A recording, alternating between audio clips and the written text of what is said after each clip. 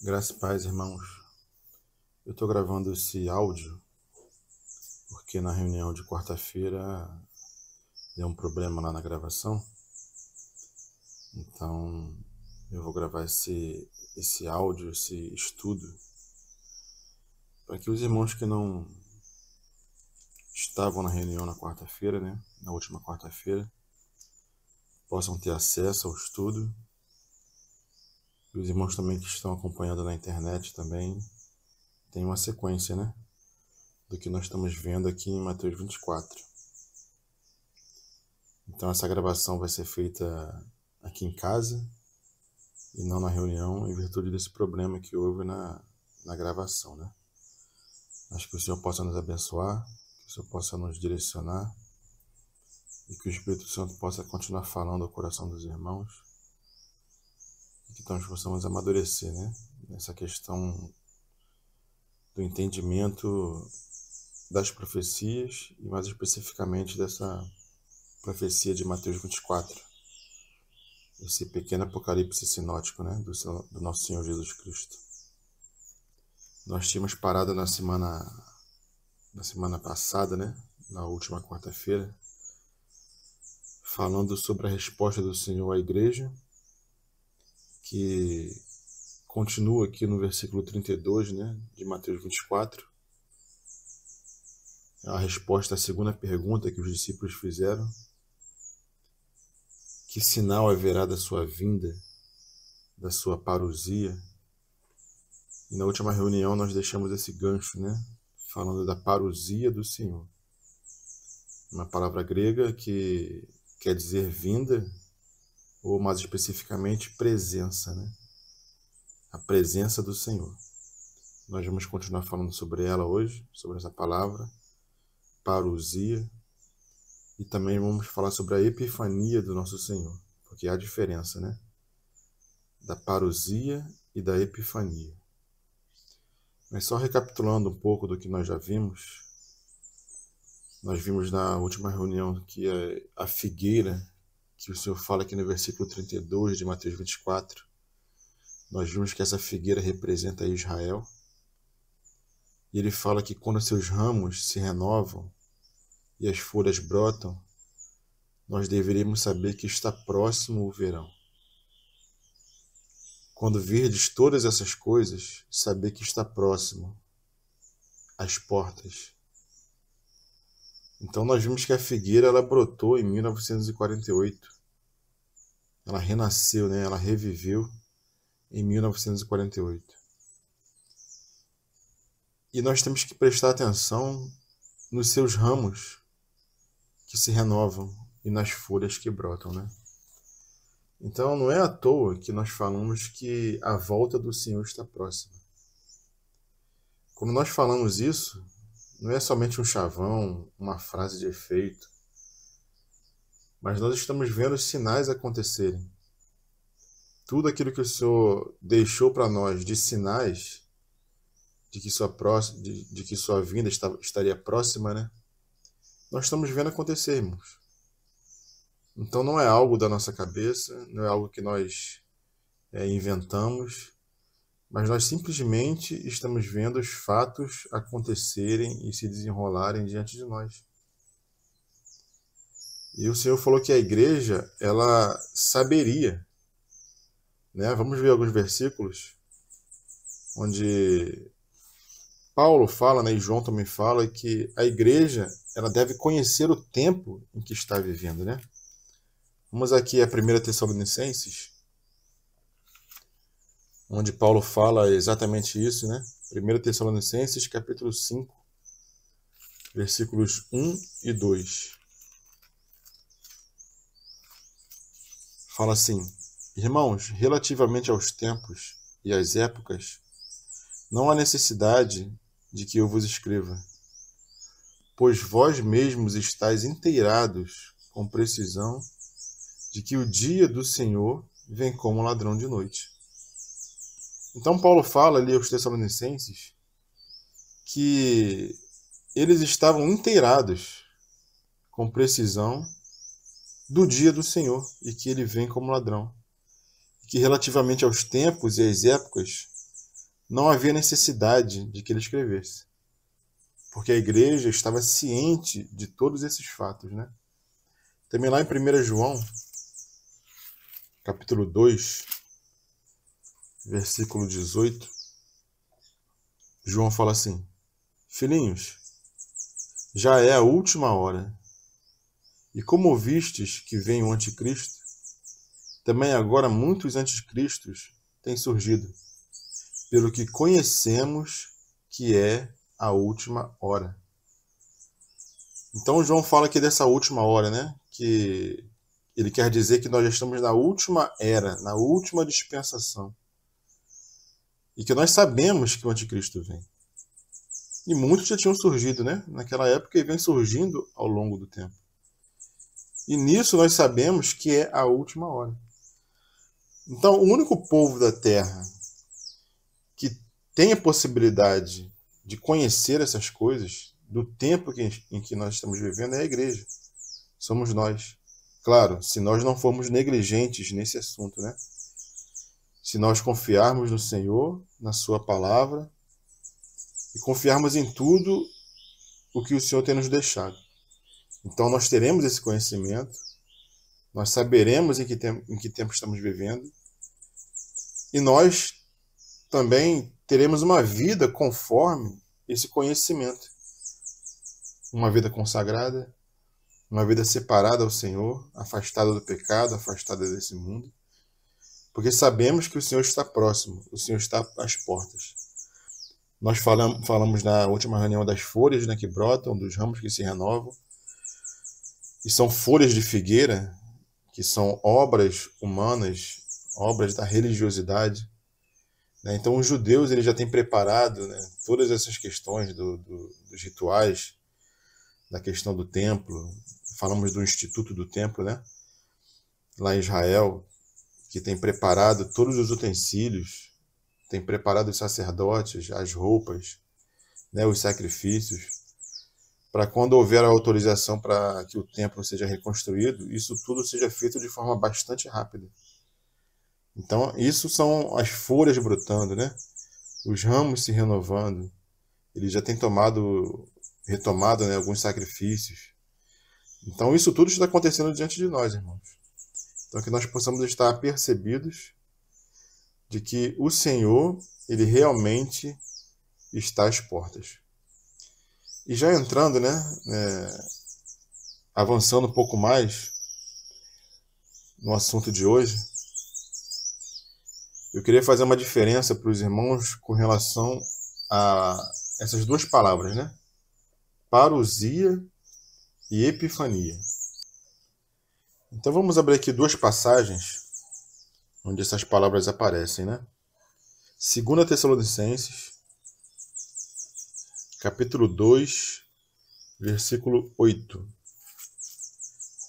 2 Tessalonicenses 2, 8.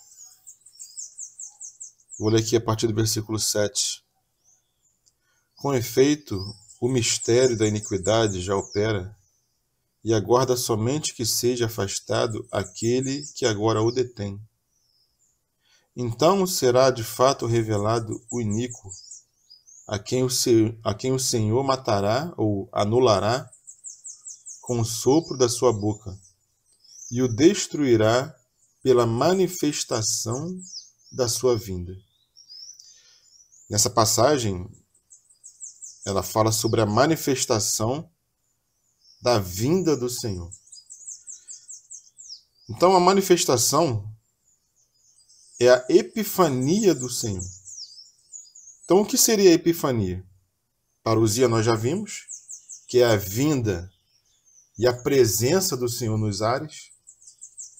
Só que a epifania, ela fala da manifestação gloriosa, quando ele vai aparecer e todo olho o verá, como nós vimos aqui em Mateus 24, no versículo 27, né?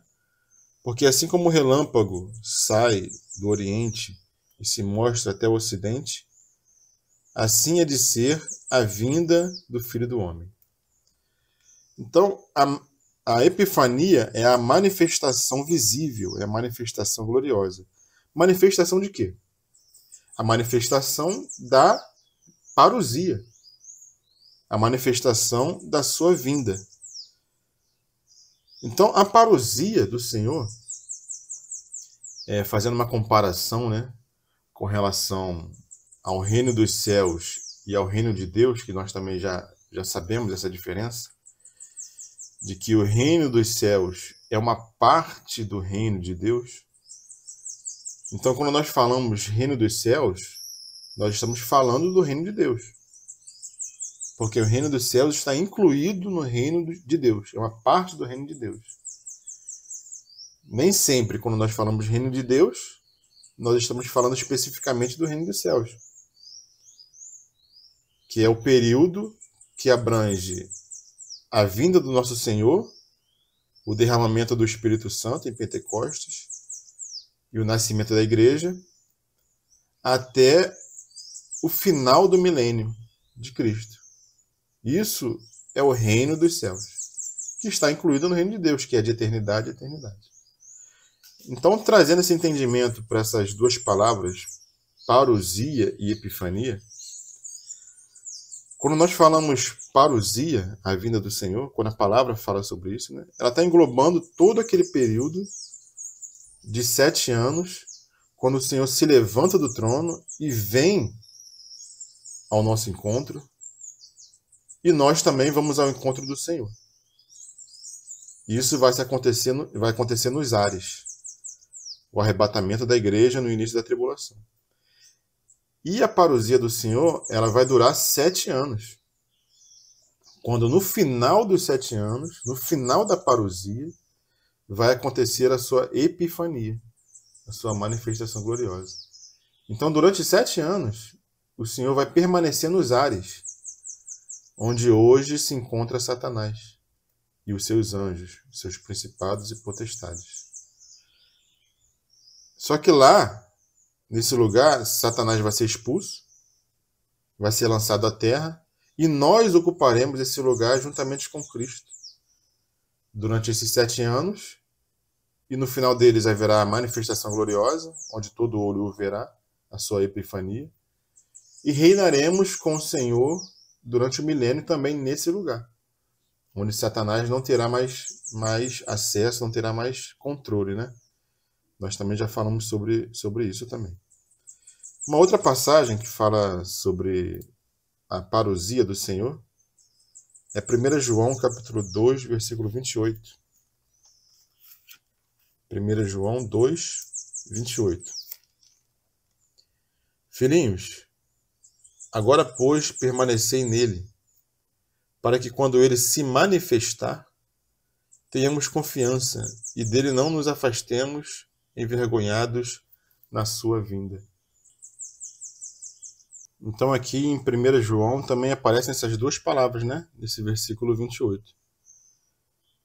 Então a diferença dessas duas palavras é essa, irmãos.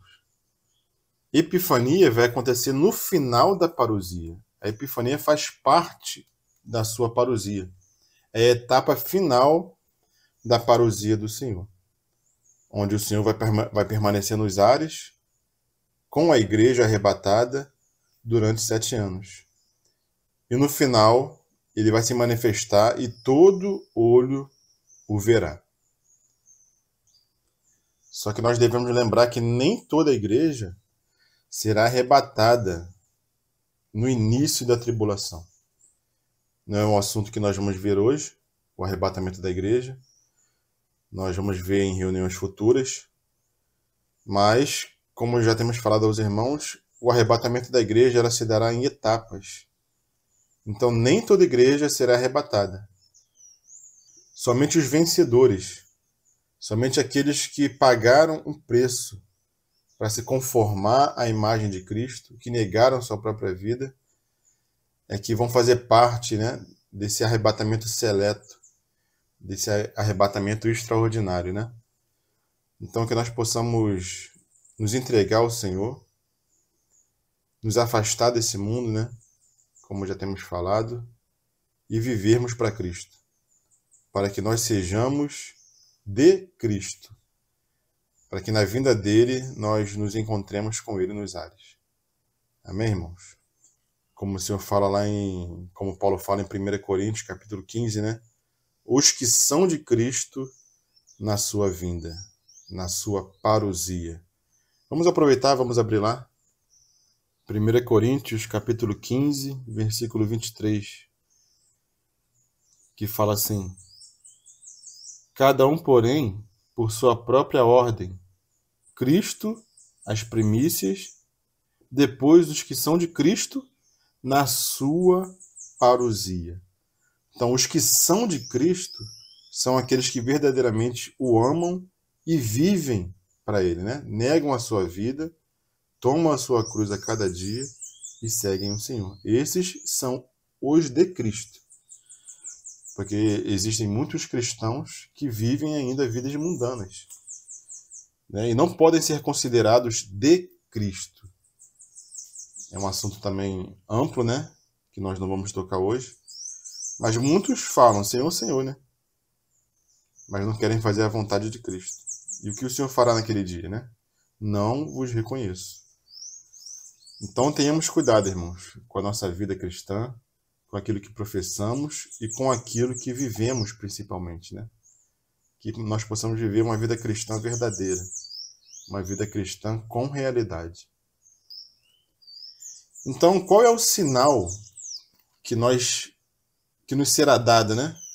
De que o Senhor está nos ares, de que a sua parousia já aconteceu, de que Ele levantou do trono e veio ao nosso encontro? O sinal é o arrebatamento da igreja, como está lá em 2 Tessalonicenses, capítulo 2, que fala assim, 2 Tessalonicenses, capítulo 2, versículo 1 e 2. Irmãos, no que diz respeito à vinda de nosso Senhor Jesus Cristo e à nossa reunião com Ele, nós vos exortamos a que não vos demovais da vossa mente com facilidade, nem vos perturbeis, quer por espírito, quer por palavra, quer por epístola, como se procedesse de nós, supondo tenha chegado o dia do Senhor. Então nós vemos nesse versículo, irmãos, que ele fala da vinda do Senhor, da parousia, e da nossa reunião com Ele. E a palavra para reunião é epissinagoge. A palavra grega, né? Epissinagoge. Epi quer dizer alto, no alto. E sinagogue quer dizer reunião. Então, a nossa reunião no alto, epissinagoge. Isso vai se dar, irmãos, na parousia de nosso Senhor. Então, esse é o sinal de que o Senhor está nos ares, de que parte da igreja foi arrebatada. E aí se dará início, irmãos, a tudo aquilo que está escrito lá em Apocalipse, né? A abertura dos selos, o toque das trombetas, o derramamento das taças da ira do Senhor. Todo aquele juízo lá em Apocalipse vai iniciar com a parousia do Senhor e o arrebatamento da igreja. Esse é o grande sinal. Nós não temos que esperar outro sinal, né? Muitos esperam a construção do templo como sinal de que a tribulação iniciou. Irmãos, quando o templo for reconstruído lá em Israel, a terra já vai estar dentro da tribulação. A tribulação já vai ter iniciado. Então, esse não é o sinal que nós temos que esperar, a reconstrução do templo. Os sinais já estão sendo dados, né? A figueira se renovando, as folhas, né, já aparecendo, e muitos outros sinais que o Senhor nos dá para nós aguardarmos a sua parousia, a nossa reunião no alto com Ele. E Paulo fala para que nós não nos demovamos, né, desse pensamento com facilidade, não nos perturbemos, quer por epístola, quer por espírito, quer por palavra, como se procedesse, né, do Senhor, supondo tenha chegado o dia dele. Ali os tessalonicenses, eles estavam vivendo um período de perseguição e eles eram novos convertidos. Muitos irmãos estavam morrendo, perseguidos pela palavra, por causa da palavra, né? Então, criou-se uma dúvida no coração deles. Será que o Senhor já veio? Será que esses irmãos que morreram não participaram da vinda do Senhor, não vão participar? Então, estava gerando muita dúvida. Então, Paulo teve que apaziguar o coração dos irmãos, dizendo que o sinal da parousia do Senhor, da vinda do Senhor, seria a nossa reunião com Ele no alto. Então, Paulo dá essa exortação para os irmãos, para que a mente deles ficasse tranquila, descansasse no Senhor. E que nós também possamos descansar no que a palavra nos diz, né? Porque a palavra nos dá esses sinais. E a epifania, que é outra palavra que nós estamos falando, né? Fazendo essa diferença, ela só vai acontecer no final da tribulação, quando o Senhor vai se manifestar e vai aniquilar ou anular o anticristo, vai vir com juízo sobre aquelas nações que estão cercando Israel, ali no Armagedon, na guerra do Armagedon, na batalha do Armagedon, quando Israel estiver quase sendo destruído totalmente. Então o Senhor se manifesta em glória e destrói todo aquele exército e aniquila e destrói também o anticristo, né? Mas isso só vai se dar no final da parousia, na sua manifestação, na sua epifania.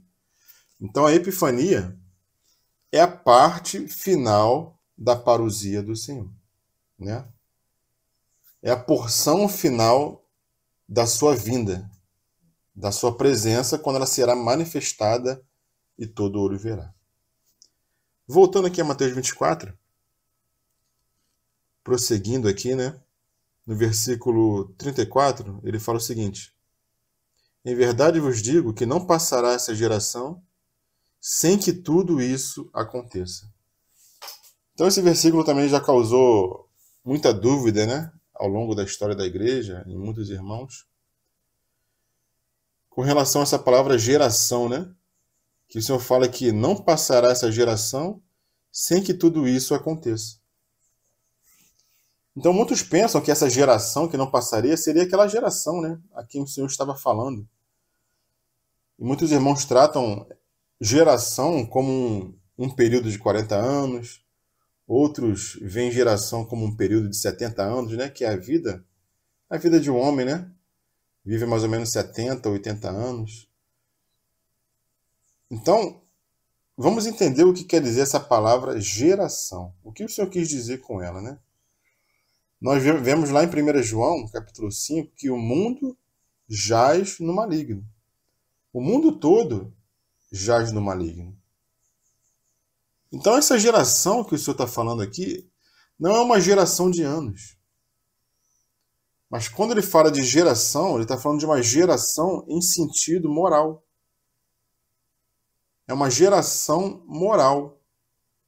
Né? Tem até uma história que o irmão Delcio conta, que o irmão Christian Shen, ele, estudando as profecias, né? Essa questão das últimas coisas, ele achava que uma geração durava 40 anos. Então, quando Israel foi criado como nação em 1948, qual a conta que o irmão fez, né? Com toda a sinceridade do coração dele. Ele simplesmente somou 40 anos ao ano de 1948. E esperava a vinda do Senhor em 1988. Mas quando chegou em 1988, o Senhor não voltou. Então ele reviu ali o seu pensamento com relação a essa questão da geração, né? E pensou o seguinte: não, então não deve ser 40 anos uma geração. Uma geração dura 70 anos, né? Então, somando 1948 com 70, daria 2018. E nós passamos por 2018 e o Senhor não veio e não arrebatou a sua igreja. E eu, particularmente, também achava isso, né? Eu também esperava por esse ano. Quando chegou 2018, eu me frustrei. Porque não é sobre essa geração de anos que o Senhor está falando, né? Então vamos entender o que o Senhor quer dizer com esse versículo, né? Não passará essa geração sem que tudo isso aconteça. Vamos abrir lá em Deuteronômio, capítulo 1. Deuteronômio, capítulo 1, versículo 35.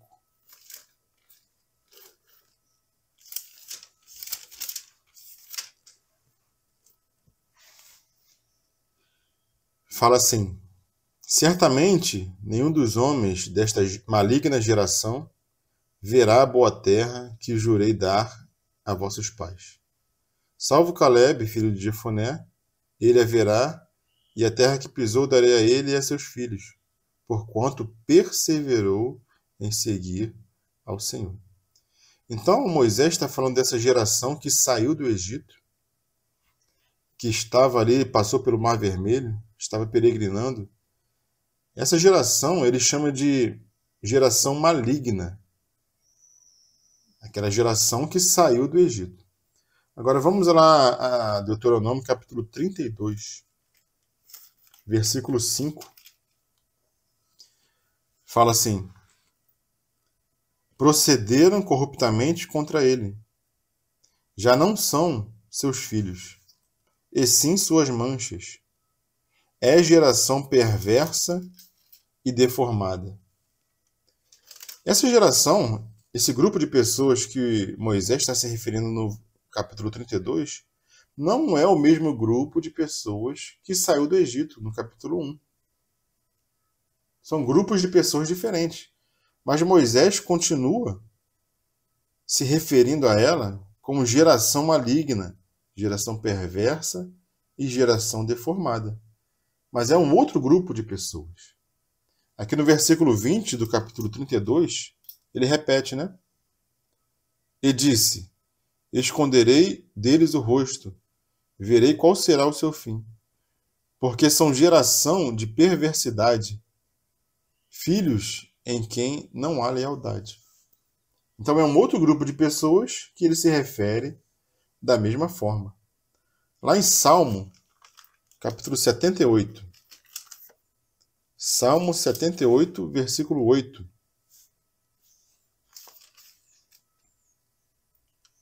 É o Salmo de Asaf, né? Ele fala assim: e que não fossem como seus pais, geração obstinada e rebelde, geração de coração inconstante, e cujo espírito não foi fiel a Deus.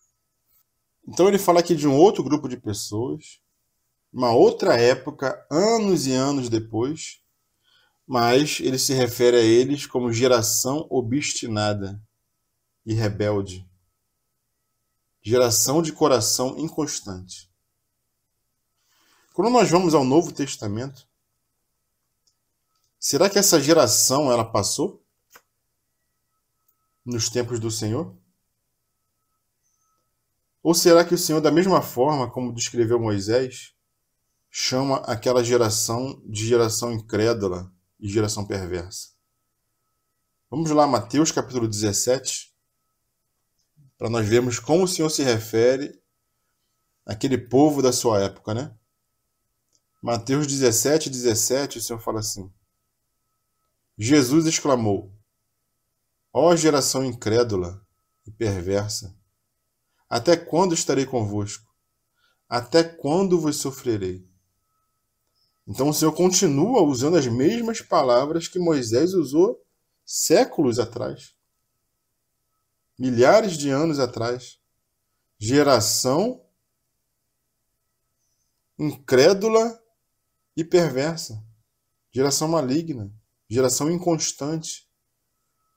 Então nós vemos que a geração que o Senhor fala em Mateus 24, não passará esta geração, é essa geração perversa e maligna que perdura desde os tempos de Noé. Porque o Senhor ele só vê dois homens na terra. Ou ele vê Adão, e todos os homens que não são de Cristo estão inseridos em Adão, ou Deus enxerga o novo homem, formado em Cristo. Todos aqueles que creem no Senhor. Então quem não faz parte dessa geração, faz parte da geração maligna e perversa. Que não é somente um grupo de pessoas, um tempo, né, determinado de 40 ou de 70 anos. Mas é toda essa raça de homens afastada do Senhor, que não crê no Senhor. Essa é uma geração maligna e perversa. E Pedro também, lá em Atos, ele continua se referindo da mesma maneira que Moisés e que o Senhor se referiram. Vamos lá, Atos, capítulo 2, versículo 40. O que Pedro fala para nós, né? Ou fala para a igreja? Ele fala o seguinte, Atos 2, 40. Com muitas outras palavras, deu testemunho e exortava-os, dizendo: salvai-vos desta geração perversa. Então nós vemos que Pedro também nos adverte ou nos exorta para nos salvarmos, nos afastarmos dessa geração perversa. Então essa geração se refere a uma geração moral. É um conceito moral de todos aqueles que rejeitam o Senhor, que não seguem o Senhor. Então, voltando aqui a Mateus 24, versículo 34, não passará essa geração sem que tudo isso aconteça. Então essa geração perversa e maligna, ela vai durar até o final. Até a manifestação do nosso Senhor. A epifania da sua parousia. A manifestação da sua vinda, que vai se dar no final dos 7 anos de tribulação. Da última semana de que se refere Daniel, né? As 70 semanas de Daniel. E o Senhor fala, passará o céu e a terra, porém as minhas palavras não passarão. Então tudo vai passar, irmãos. Mas aquilo que o Senhor disse na sua palavra, isso vai se cumprir. Isso não vai se passar. Isso não vai passar, né? Mas a respeito daquele dia e hora, ninguém sabe, nem os anjos dos céus, nem o Filho, senão o Pai. Então o dia da parousia do nosso Senhor, e isso não foi revelado a ninguém, ninguém sabe. Não adianta nós fazermos cálculos, né? Nós investigarmos na palavra que dia será o dia da vinda do nosso Senhor. Como aconteceu na primeira vinda do Senhor, lá havia dia e hora marcados para a vinda dele. Porque Daniel profetizou, né? Nas suas 70 semanas, a época que o Senhor viria. E o Senhor veio no dia exato que estava profetizado. Já a segunda vinda do Senhor, o Senhor nos diz que não tem dia marcado. Não tem hora marcada. Ninguém sabe. Mas ele nos deu pistas para sabermos que esse dia está próximo. Para sabermos que nós estamos vivendo na época da vinda do nosso Senhor. Não saberemos o dia, não saberemos a hora, mas saberemos que estamos muito próximos da vinda do Senhor. E pelo que nós temos visto, irmãos, esse dia está chegando. Não sabemos quando é, mas sabemos que está muito próximo. E quais outros sinais que o Senhor nos dá para identificarmos que a vinda dele está muito próxima? Aqui no versículo 37, o Senhor fala o seguinte: pois assim como foi nos dias de Noé, também será a vinda do Filho do Homem. Então a parousia do nosso Senhor, a vinda do nosso Senhor, os dias que nós estaremos vivendo, né, serão semelhantes aos dias de Noé. Porquanto, assim como nos dias anteriores ao dilúvio, comiam e bebiam, casavam e davam-se em casamento, até o dia em que Noé entrou na arca, e não o perceberam, senão quando veio o dilúvio e os levou a todos. Assim será também a vinda do Filho do Homem. Lá em Lucas, capítulo 17, Lucas nos dá uma outra pista que Mateus aqui ele não dá. Mateus fala dos dias de Noé. Lucas já acrescenta os dias de Sodoma, né? Lucas capítulo 17, versículo 26. Ele fala assim: assim como foi nos dias de Noé, será também nos dias do Filho do Homem. Comiam, bebiam, casavam e davam-se em casamento, até o dia em que Noé entrou na arca, e veio o dilúvio e destruiu a todos. O mesmo aconteceu nos dias de Ló. Comiam, bebiam, compravam, vendiam, plantavam e edificavam. Mas no dia em que Noé saiu de Sodoma, choveu fogo do céu e enxofre, e destruiu a todos. Assim será no dia em que o Filho do Homem se manifestar. Então, o que acontecia nos dias de Noé, irmãos? O que acontecia nos dias de Ló? Como é que estava esse mundo nesses dias? Então, nós sabemos porque a Bíblia nos dá esse conhecimento. Então, havia relações sexuais com seres de outra esfera, corrupção de toda a carne, violência, crimes não naturais. Será que nós temos visto isso acontecer nos nossos dias? Será que a humanidade está do mesmo jeito, da mesma maneira que nos dias de Noé? Da mesma maneira que nos dias de Sodoma e Gomorra? Irmãos, se nós pararmos para analisar a humanidade hoje, nós vemos que o pecado avança de maneira voraz. O homem já não tem respeito mais por nada. O homem, ele se deleita no pecado. Ele se orgulha do seu pecado. Já não esconde mais nada. Então, tudo aquilo que era praticado e que trouxe o juízo de Deus, tanto com o dilúvio quanto com a destruição de Sodoma e Gomorra, tudo isso tem acontecido em nossos dias, irmãos. Os irmãos já ouviram falar naquele satanista, né? Aleister Crowley, um dos maiores satanistas, né, de nossa época, já falecido. Então, ele criou ali uma religião satanista, né? Que adorava Satanás, que adora Satanás. E eles praticavam ali coisas horrendas, irmãos. Eles praticavam, tinham contato, né, com demônios, tinham relações com demônios. Bebiam sangue, sacrificavam crianças. Hoje em dia também, essas elites que governam o mundo, eles fazem sacrifícios, né, a esses demônios. Eles fazem pactos, né, para ter riqueza, para ter sucesso, para ter fama. Então, tudo aquilo que acontecia, esse contato com demônios, né, vem acontecendo nos nossos dias. E nós vemos que a humanidade avança com rapidez, adorando Satanás, né, blasfemando contra o Senhor. E já existe também, está em voga também, não sei se os irmãos já ouviram falar, a questão da pansexualidade. O que é a pansexualidade? É que você já pode ter relações sexuais com qualquer coisa, com qualquer ser.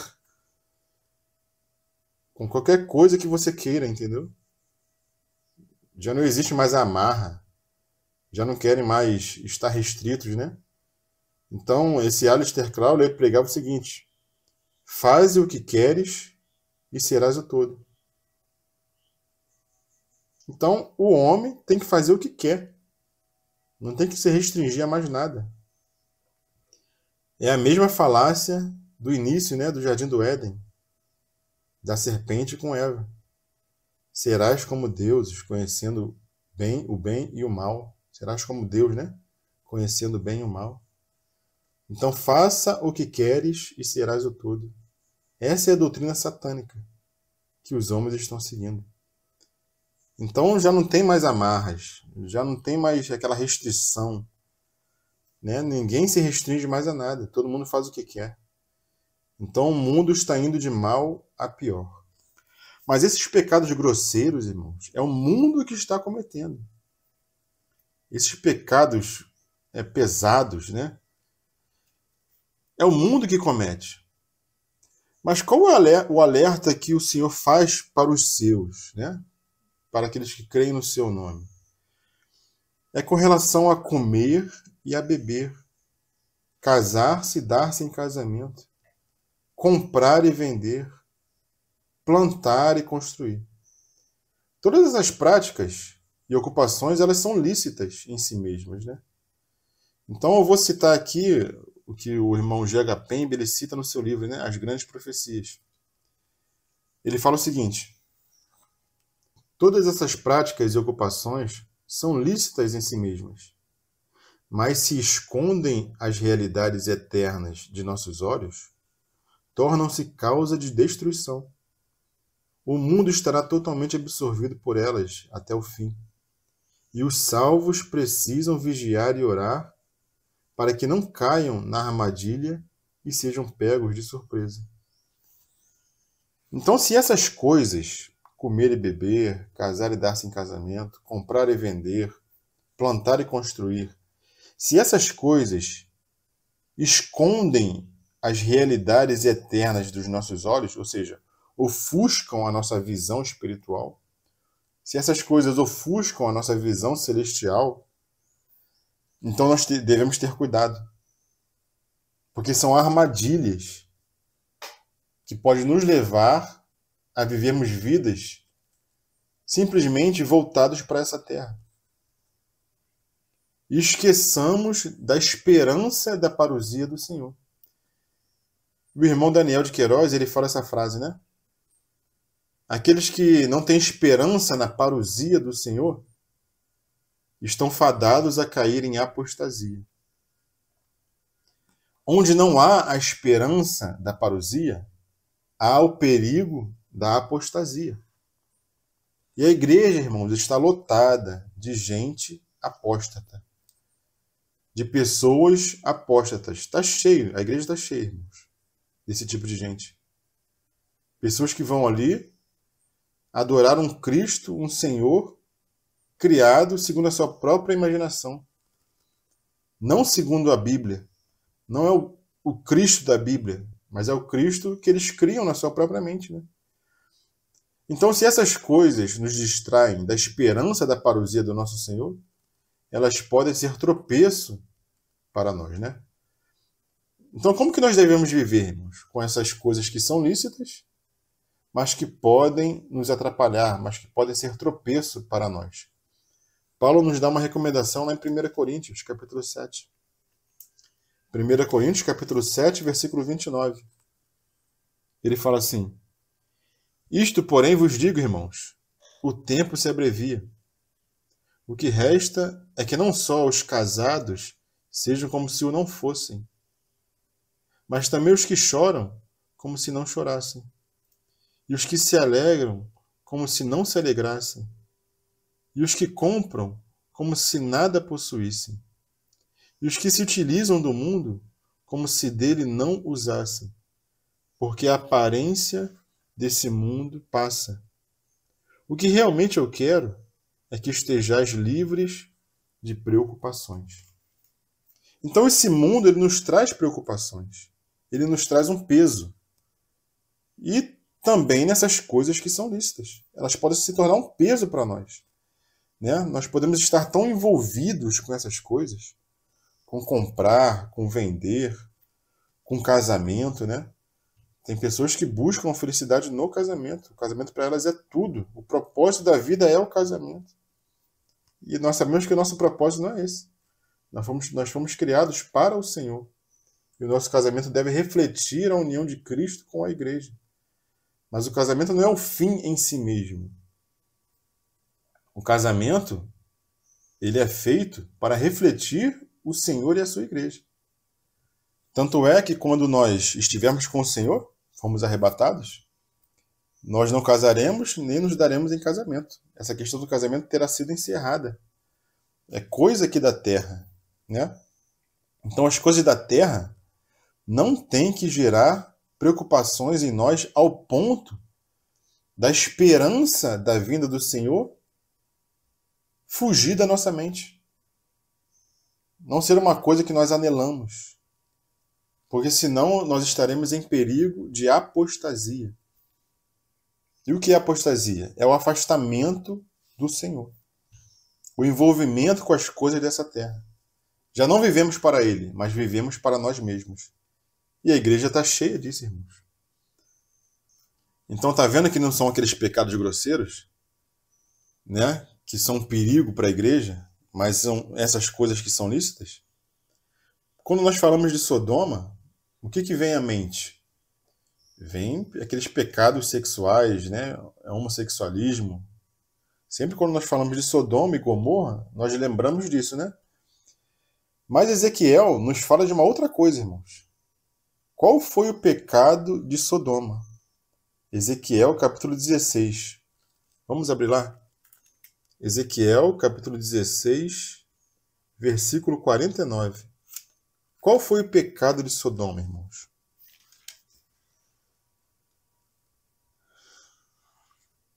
Ezequiel 16, versículo 49. Eis que esta foi a iniquidade de Sodoma, tua irmã. Então ele vai citar: soberba, fartura de pão e próspera tranquilidade teve ela e suas filhas, mas nunca amparou o pobre e o necessitado. Então, para Sodoma, aquelas pessoas chegarem a um nível de pecado tal que o Senhor teve que vir com o juízo, qual foi o começo? Né? Qual foram os degraus que aquele povo começou a seguir? Soberba, fartura de pão e próspera tranquilidade. Então não é isso que nós temos hoje, irmãos? Não é esse o perigo também para nós hoje? A fartura de pão, buscarmos uma tranquilidade nesse mundo, buscarmos prosperar nesse mundo para termos uma tranquilidade, né? Tem outra versão que fala próspera ociosidade, né? Então, como aquele louco que juntava em celeiros e disse para sua alma descansar, que agora ele tinha tranquilidade, muitos também do Senhor, que são cristãos, buscam essa prosperidade nesse mundo. Mas isso, irmãos, leva aos homens ao pecado da luxúria, porque são degraus que são seguidos pelo homem. Soberba, fartura de pão. Hoje, quando nós vamos ao mercado, irmãos, tem de tudo. Não falta nada. Próspera tranquilidade, né? As pessoas, elas vão a restaurantes, e não tem nada de errado em ir a restaurante, né? Mas qual o propósito de ir a restaurante toda semana ou todos os dias? É a soberba do coração. É você mostrar, né? Postar nas redes sociais o que você está comendo. As pessoas vão ao restaurante e postam para todo mundo ver. Ó, vim nesse restaurante hoje, comi isso ou aquilo. É um status para a pessoa, né? Acaba se tornando um status. E até eu já tive essa experiência, né? No seguinte sentido. Um parente me perguntou, né? Quantas vezes você vai no restaurante por mês? Eu falei, eu vou uma ou no máximo duas, né? Levo minha esposa no restaurante. E a pessoa achou estranho, né? Porque, poxa, só uma vez no restaurante por mês? A pessoa ia, o parente ia, né? Toda semana, quase todo dia, ela come fora, né? Porque para ela isso é um status. Um status de quê? De que ela está em condições para isso, né? E ela mostra isso. Então isso é soberba. E o passo seguinte, irmãos, é a luxúria. E o que aconteceu com Sodoma e Gomorra. Nós vemos que o mundo hoje, né, na sua propaganda, o que ela usa? O que o mundo usa nas propagandas, né, para poder vender as coisas? São mulheres. Mulheres seminuas, mulheres com roupas mínimas. Porque essas coisas é que vendem, né? Quando a mulher está ali com roupas sensuais, vendendo alguma coisa, isso atrai mais. Então o mundo está caminhando para o mesmo jeito que estava nos dias de Noé e nos dias de Ló. O irmão J.H. Pember, ele fala o seguinte no seu livro também. Ele fala que o Senhor está especialmente indignado com o fato de que aqueles que professam conhecê-lo estejam satisfazendo a carne, quando deveriam estar gemendo e clamando pelas abominações que os cercam. Ele prossegue falando: qualquer mimo do corpo traz fraqueza e cegueira no espírito. E de maneira solene, nosso Senhor reconhece o fato nessas palavras.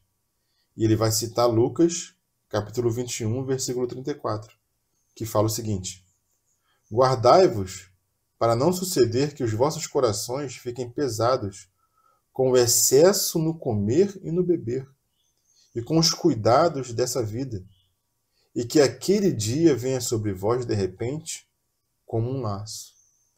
Então, o comer e o beber e os cuidados dessa vida, irmãos, podem ser laço para nós. E se essas coisas tomarem o nosso coração, o dia do Senhor vai vir sobre nós de repente, como um ladrão. Mas como nós já lemos no início, lá em Tessalonicenses, nós que somos a igreja, nós temos o conhecimento desses dias, irmãos. E nós devemos vigiar, orar e vigiar, para que aquele dia não nos pegue de surpresa como laço. E o Senhor está nos advertindo repetidamente, também como ele fez nos tempos de Noé. Várias vezes ele advertiu, nos tempos de Ló ele advertiu, e hoje também ele está advertindo, para que aquele dia não nos pegue de surpresa. E em cada caso, irmãos, seja no exemplo do dilúvio, ou seja no exemplo de Sodoma e Gomorra, em cada caso, a remoção silenciosa dos justos era o sinal de que o dia da graça tinha passado. A remoção silenciosa dos justos era o sinal de que o dia da graça havia acabado, havia passado. Enoque, ele foi arrebatado antes do dilúvio. Ló, ele foi retirado de Sodoma antes da sua destruição. Então, haverá um sinal semelhante para anunciar que Cristo está nos ares e que o dia do Senhor chegou. É o arrebatamento da sua igreja. E isso está no próximo versículo, lá em Mateus 24. Quando ele termina de falar nos versículos 38 e 39, né, desse exemplo, versículos 37, 38 e 39, desse exemplo de Noé, o versículo 40 fala o seguinte: então 2 estarão no campo, um será tomado e deixado o outro. 2 estarão trabalhando no moinho, uma será tomada e deixada a outra. Portanto, vigiai, porque não sabeis em que dia vem o vosso Senhor. Mas considerai isso: se o pai de família soubesse a que hora viria o ladrão, vigiaria e não deixaria que fosse arrombada a sua casa. Por isso ficai também vós apercebidos, porque a hora em que não cuidais, o Filho do Homem virá. Ou seja, a hora em que não estiverem esperando a parousia do Senhor, aí é que o Senhor vai vir. Na hora em que a maioria da sua igreja não estiver mais com a esperança da parousia, estiver em apostasia, porque isso também é um sinal, aí o Senhor virá. Isso é o Senhor que nos fala, né? Nesse versículo 44. Será que nós não estamos vivendo nesses dias, irmãos? Dias de apostasia? Dias em que a igreja já não fala mais da vinda do Senhor?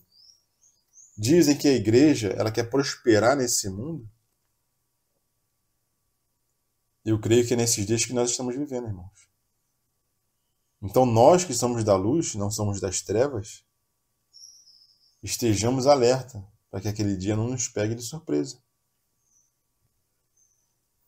Então um dia o mundo será surpreendido pelo desaparecimento repentino e inexplicável de muitas pessoas no meio de suas ocupações normais.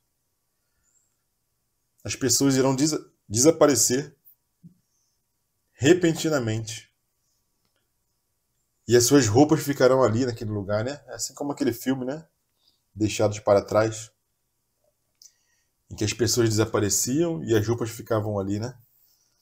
Inclusive isso tem base bíblica, né? Para a roupa ficar ali no chão, né? Porque lembram, né? Quando Pedro e João correram ao túmulo do Senhor, ali o lugar onde o Senhor foi sepultado, né? E o que eles viram naquele lugar? Eles viram aqueles panos que cobriam o Senhor ali. O Senhor não estava mais ali, mas aqueles panos que cobriam o Senhor estavam ali, foram deixados, né? Então acontecerá o mesmo, irmãos, para aqueles que são fiéis, com aqueles que são vencedores, na parousia do nosso Senhor. E eu creio que nós estamos vivendo nesses dias. Então que esse mundo ele não nos sufoque, que esse mundo não seja um peso para nós, né? Que nós possamos viver para o nosso Senhor, negando a nossa vida da alma, tomando a nossa cruz a cada dia, amando a vinda do nosso Senhor e apressando a vinda do nosso Senhor, né? Porque onde não há esperança da parousia, há o perigo da apostasia. Amém, irmãos? Louvado seja o Senhor.